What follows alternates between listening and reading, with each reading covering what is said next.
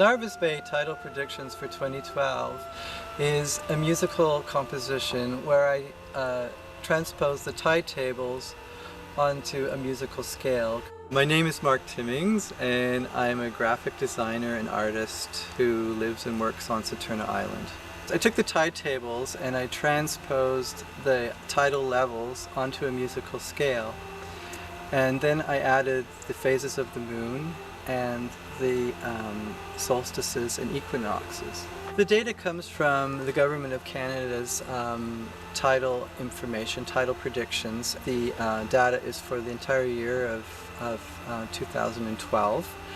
I was looking for a collaborator to compose the tide piece, and my neighbor Stephen Morris showed up for the summer. He actually approached me and said, you know, I have this idea and I would like to get some, you know, some help. Well, Stephen is a very good professor, and he happened to have the Sibelius program, which is a music composition program, on his computer, on his laptop. And so he taught me how to actually bring the musical notes into the program and to begin writing and composing the music. He had high and low tide projections for every day for the calendar year in Narvaez. And what we did was, first of all, determine essentially what were the ranges going to be, and then choose a set of pitches to coincide with the ranges, essentially the projected high to low tide across the whole year. The lowest one we made 1 and the highest one we made 12, so that we then had a collection of pitches. I worked with Stephen for about a month, and each afternoon we would spend about an hour transcribing the tide table information into the computer program. So we generated various different sorts of tracks using the Sibelius software, including using some strings. But finally, I think that the voice arrangement is actually really very, very lovely, and it just seems to work quite well.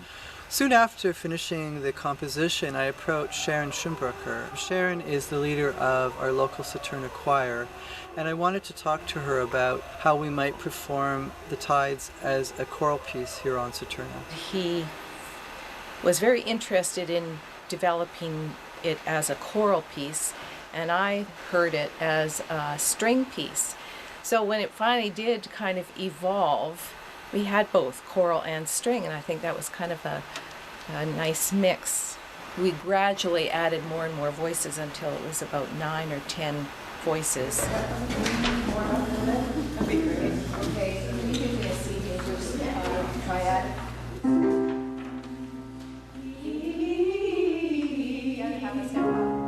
What is, to me, is really important about Mark's piece is also related in many ways to the reasons that I carved stone. Stone is millions of years old, and in revealing its beauty, I felt that one of the things I was doing was simply showing the mind of the gods, or the deity, or the Great Spirit. To me, it's a very spiritual piece. It's ethereally beautiful. And he also was working with the mind of the gods, with the planet, with the moon, and with the relationship between the planet, the moon, and the tides, which of course is part of our universe, and not something that we created, but something that was created long before us. It's very mesmerizing. Of course, it is the tide. Like it's like a work piece, because you have to know your intervals, and it's really giving us a lot of exercise in practicing our intervals, because it's basically thirds and fourths and octaves that we're running through.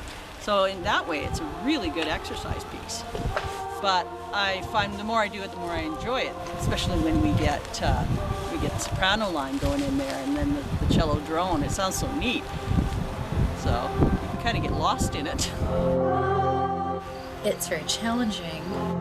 You get absorbed into that natural rhythm. At first it might not sound like it's going to flow, but then when you get into it, it really does flow. Working with the piece itself is a real challenge because it's not like a predictable melody. Every note we have to focus on, so that for me is a tremendous challenge. The breathing in this piece was very challenging, and I think for the altos, not quite so apparent when they would take a breath because they had other people covering their part. They had a partner that they were used to standing beside, and so you just encourage them not to breathe when their partner is breathing. So you take turns and you cover for each other. You have each other's back. What if you sang oh, oh, oh, so when you hear your neighbors sing oh, go to so then... For the tide part, it was really important to get the right timbre of sound from the singers. And so having them all sing on one vowel sound didn't work because certain singers stuck out of the texture. So it was a brilliant idea to get them to sing slightly different vowels, and that way the timbre kind of just melted and became a unit. Now remember in the exercise we were doing without changing our mouth? This is definitely not a chant, but it's also not a song. It's just so different, and I like anything to do with nature, and it fascinated me that Mark had a way of making the moon and the tide all part of music, how he translated sort of colors and feelings and the water and everything into a piece of music. For me, that was so unique. Well, it is much more difficult than normal because it's not the range itself, but it's because there's no melody. It's not like a song where you kind of know where it's going. It stays, but there are some patterns, but none of them repeat themselves exactly. Everything is just a little bit different every time. You have the lows and the peaks for the full moon, so that's something that's recognizable. But other than that, it's always different. Nature doesn't repeat itself, really. The moon part, in a way, is a 2-octave scale. One of the things that I concentrated on a whole lot is that I was singing whole notes against the quarter notes that the tides were doing. So I had to make sure that I followed their part so exactly so that my changes happened with theirs.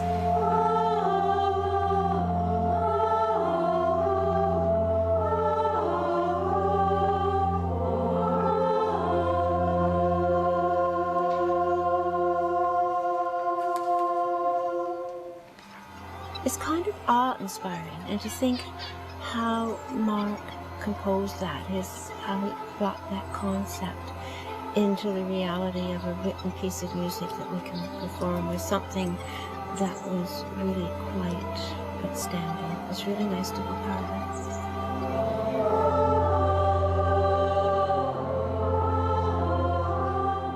When you're talking about something like this, you lose language. I think that's part of it, and because it's at the soul level, and so it's tapping into that.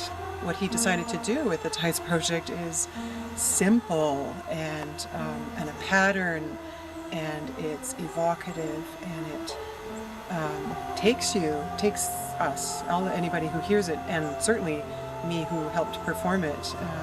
Took us to an amazing place.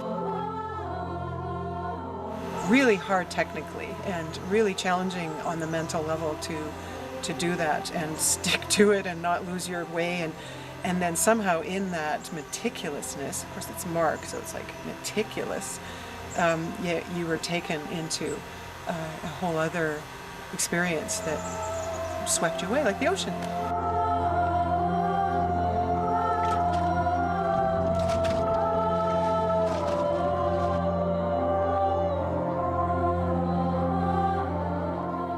Mark's work is really interesting because it's reductive in a sense. It takes this phenomenal concept of, of the natural world, the cycles of the moon and the sun or the climate, right? And it reduces it to something that's sort of tangible, but at the same time it's not intellectual anymore, it's experiential. So you're faced ultimately with just the sound of the tide.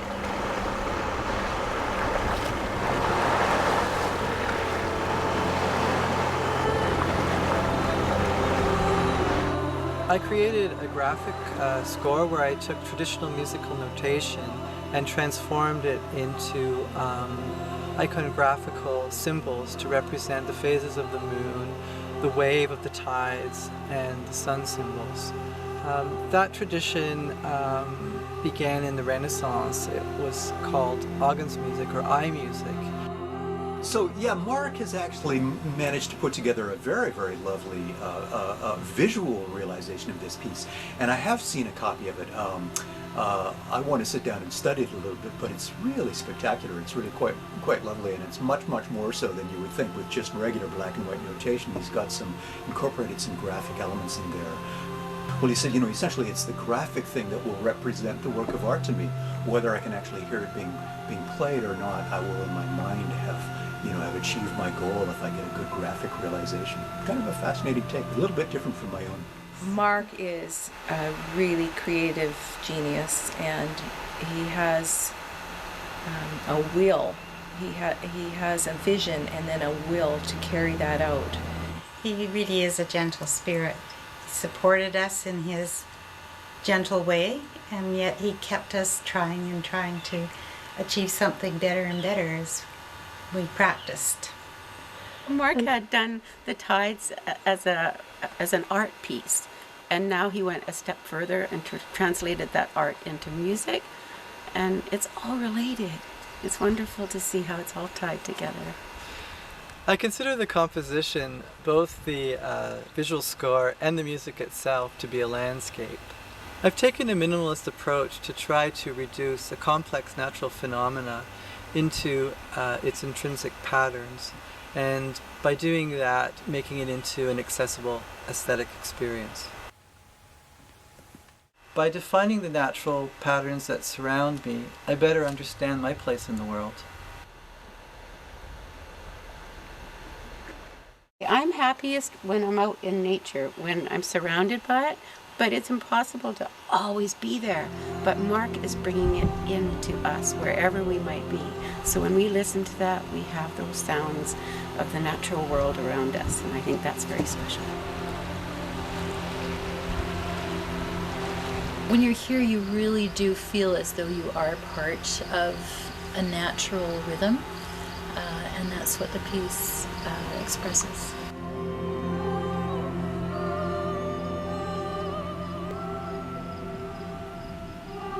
Well, personally, I love the cello. It's so warm, and it's an underlying, there's a constant there.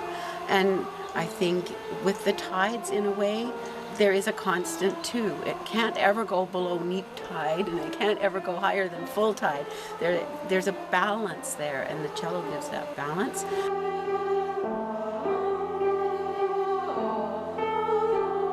The part of the music that represents the sun is a drone, which basically holds the whole music together.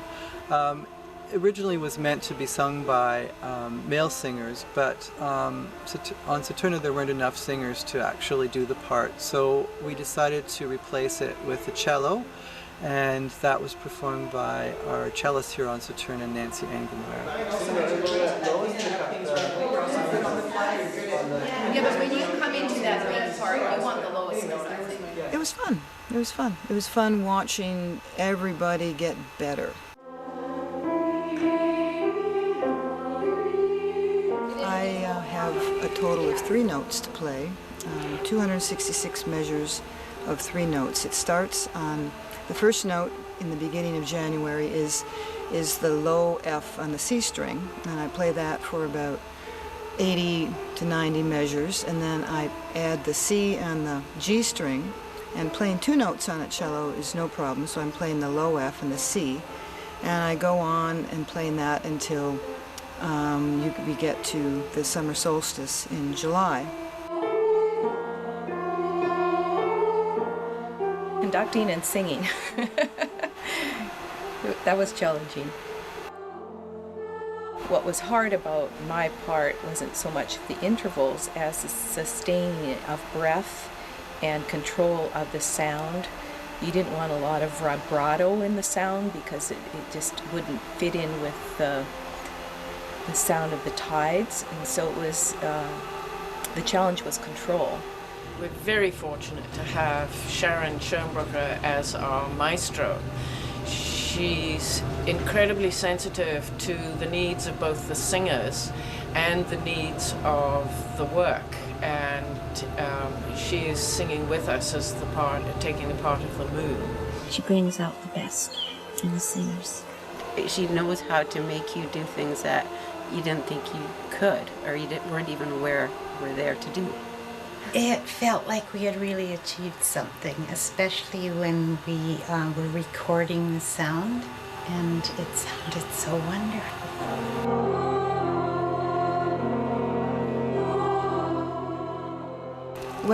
When we were practicing, I sort of sat on the sidelines and bowed away my notes, and I can't say I was bored, but I didn't really feel that I was partaking much in the whole operation. It almost felt like it would be just as easy to have, the notes just played mechanically or something like that. So in the church, when we were playing, the sound technician actually asked me to turn around and play to the singers.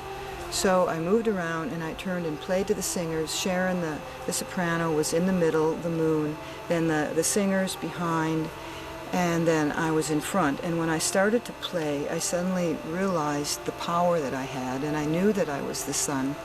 And it was the best for me that when we did the recording, because the strength that I got, receiving the notes, receiving the feeling and the notes and the sounds of the tide going up and down, and playing back to them my low notes, I really got into playing through a process of different bowing techniques where I mean the bowing is really important, that each sustained bow there isn't a gap, and you try really hard to make the adjustment between each bow stroke as smoothly as possible, and that takes a lot of concentration, keeping your, varying the vibrato, not vibrato, pulsing the bow a little bit, playing the bows at different speeds, long bows, short bows, depending upon the month that we were at, and I really started to feel my power as the sun,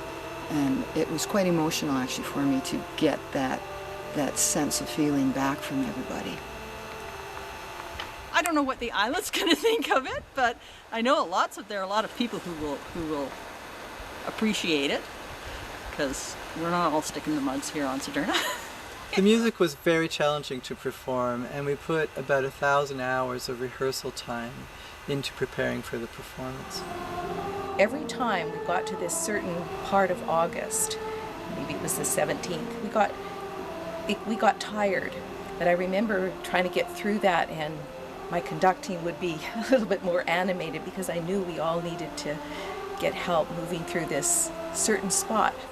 The way the music's laid out, you have the month and then all the days and then the month again, and so I'd circled each month, and then so you're moving through and you just like, please God, just let me not lose my place, let me sing the right note.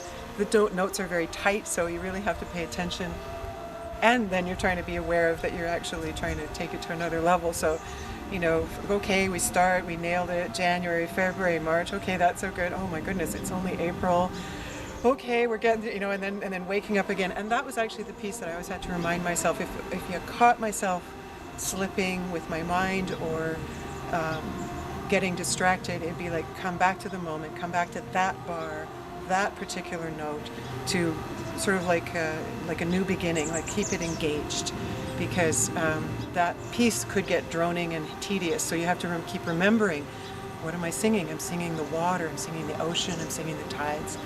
And so, then September, oh good, we're in September, that means it's coming close to December, right? And then December 1st came, and I just went into an altered state.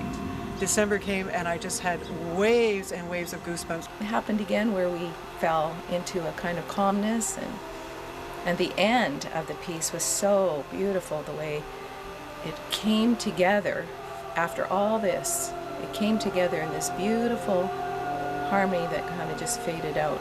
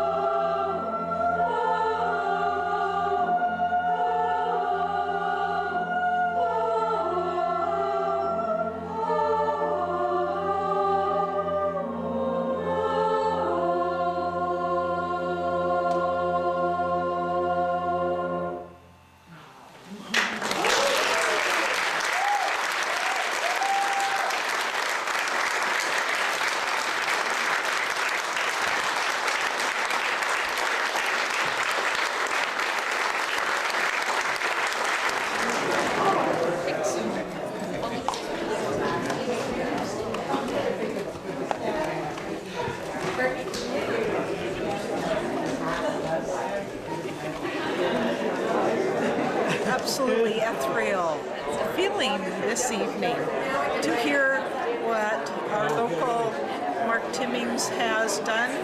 Absolutely amazing. And the singers were spectacular. It's the only thing I've ever known that brings together what it might like to be in the sea, what it might like to be in an orca, which live there and have so often passed through. And I know every woman on that stage, and so it's very moving for me. Such a creation, very powerful, great. I told you I'd cry, damn it. The tones and the music, it was quite an incredible feeling to hear that together. Magnificent. It was very beautiful. I could feel the tides as they went up and down. And it's just wonderful. I loved it. I think it went really well. And I think the tides the altos did today was so supportive for the whole ensemble. I mean, you could really feel the tide today. And so it's great to have this come to a fruition, this whole thing, because it's been a year in the making. And I've been, from the very beginning when Mark still had it in as an idea, to hear it now. I mean, it's a gift. It's a gift that Mark gave us. I thought it was absolutely brilliant. It was stunningly beautiful. And I want to be able to listen to it in my own home in peace and quiet and feel the waves wash over me.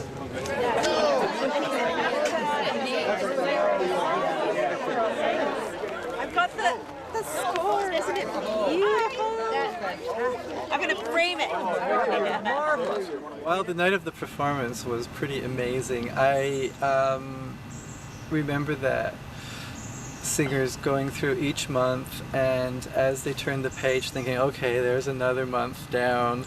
It's so incredibly easy for this whole thing to derail, and timing and getting everything right. It just really came down to all the practicing that the performers did that made them able to pull it off. You know, it was a perfect night. The sun was shining. It was just somehow everything conspired to make it perfect, and I think we nailed it. The beautiful thing about performing on Saturna too is that you're just you're performing for your friends and family. You know, a very extended, large family of 300 or so people, but you really feel like you're right at home in your comfort zone. Mark and Stephen and Sharon, together with us helping with the sound, have given this island a real gift. It's just a wonderful piece. I would hope that more people get to listen to it and feel those rhythms of nature. Well, for me it was really important that the first performance of the Thai music be held here on Saturna, but my hope for the piece is that other groups will take it on, either as a choral piece or an instrumental piece, and perform it in other venues and other places.